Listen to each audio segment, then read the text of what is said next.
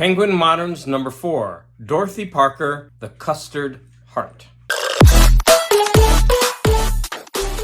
Dorothy Parker's The Custard Heart is the 4th volume in this Penguin Modern series. It has this frontispiece quote, "She felt a cozy solidarity with the big company of the voluntary dead." On the back, it reads, "Wisecracking and heartbreaking, these tales of women on the edge by the legendary wit Dorothy Parker show the darkness beneath the surface of the jazz age." Dorothy Parker was born in 1893 in Long Branch, New Jersey, and she died in 1967 in New York City, so a year before I was born. All the stories from this volume are in the collected Dorothy Parker that is available in Penguin Modern Classics. This small book has 3 short stories. As I was preparing for this video, it's actually a very depressing story. And she was a very active and outspoken woman, and that got her into a lot of trouble. She was an activist, and that put her on the communist list. So she was blacklisted, even though she had some Academy Award nominations for writing under her belt. And that took her a long time to recover. She wrote a couple different kinds of writing. Her writing would often be what is called witty, but I find it a little bit mean-spirited. But her writing, especially her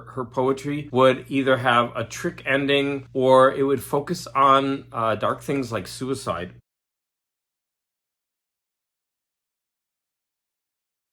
Here's a couple of examples. Her famous 2-line poem called News Item. "Men seldom make passes at girls who wear glasses." Here's an example of a trick ending called Unfortunate Coincidence. "By the time you swear you're his, shivering and sighing, and he vows his passion is infinite, undying, lady, make a note of this, one of you is lying." Here's an example of her poetry that focuses on suicide. "Razors pain you, rivers are damp. Acids stain you, and drugs cause cramp. Guns aren't lawful, nooses give. Gas smells awful, you might as well live."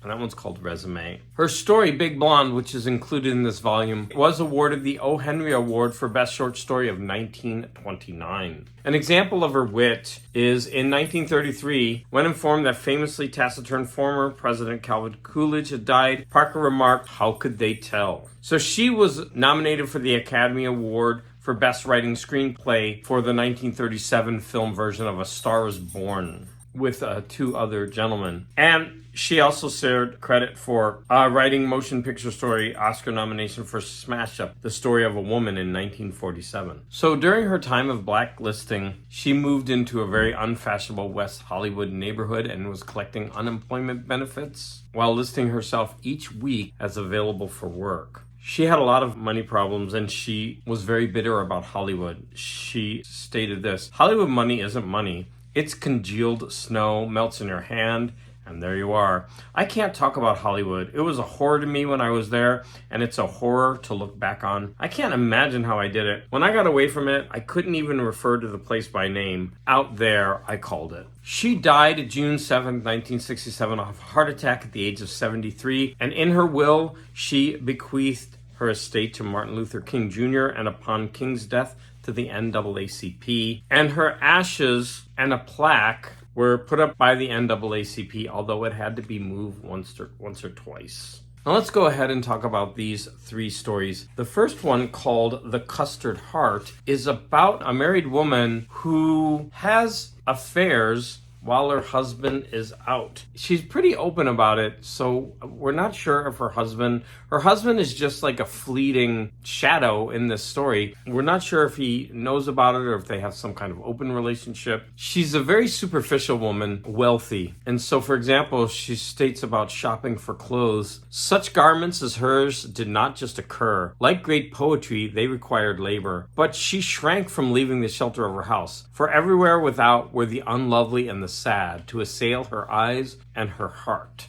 When she's in a shop and there's a beggar, she wrote, "Sometimes if the man was not too horrible, she could even reach in her purse for a coin, and, holding it as lightly as if she had plucked it from a silvery stem, extend her slim arm and drop it in his cup." So at home, she would give parties inviting lots of men. There was a pattern to the visits of the young men. They would come in groups of 3 or 4 or 6 for a while. And then there would be one of them who would stay a little after the rest had gone, who presently would come a little earlier than the others. Then there would be days when Miss Lanier would cease to be at home to the other young men, and that one young man would be alone with her in the lovely blue. And then Miss Lanier would no longer be at home to that one young man, and Gwenny, the maid, would have to tell him over the phone that Miss Lanier was out, that Miss Lanier was ill, that Miss Lanier could not be disturbed. The groups of young men would come again. That one young man would not be with them. But there would be, among them, a new young man, who presently would stay a little later and come a little earlier, who eventually would plead with Gwenny over the telephone. She writes this of the man who is courting her. He would beseech Miss Lanier, first in halting murmurs, then in rushes of hot words, to let him take her away from the hell of her life and try to make her almost happy. It would be after this that Miss Lanier would be out to the young man,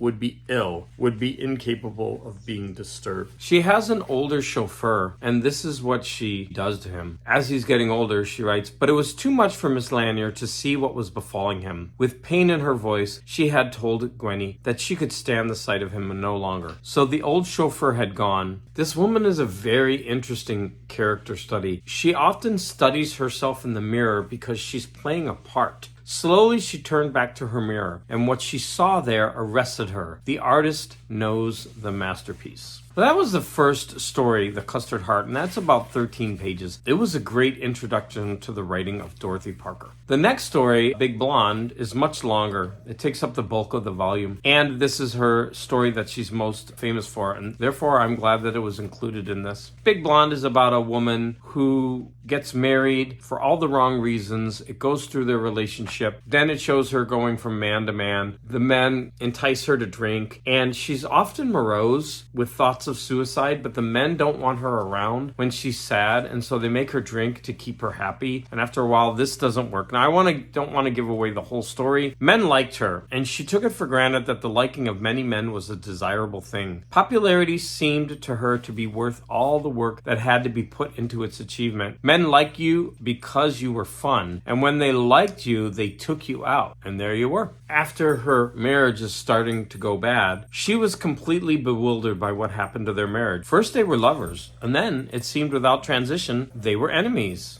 She never understood it. There was nothing separate about her days, like drops upon a window pane. They ran together and trickled away. Beautiful writing. She was never noticeably drunk and seldom nearly sober. As she's about to commit suicide by ingesting pills, the splintering misery had gone from her, and she felt the quick excitement of one who is about to receive an anticipated gift. The third story in here is called You Were Perfectly Fine. And this is about a man who goes out drinking, and supposedly he's a lot of fun when he's drinking, but there's a dark undercurrent to the story, and we can understand that this is absolutely not the case. "Don't you remember," she said, "you just sang one song after another. Everybody in the place was listening. They loved it. Only you kept insisting that you wanted to sing some song about some kind of Fusiliers or other, and everybody kept shushing you, and you keep trying to start it again. You were wonderful. We were all trying to make you stop singing for a minute and eat something, but you wouldn't hear of it. My, you were funny." So after finishing this volume, I could see how insightful she is and how good she is at writing characters, having that bite and sarcasm.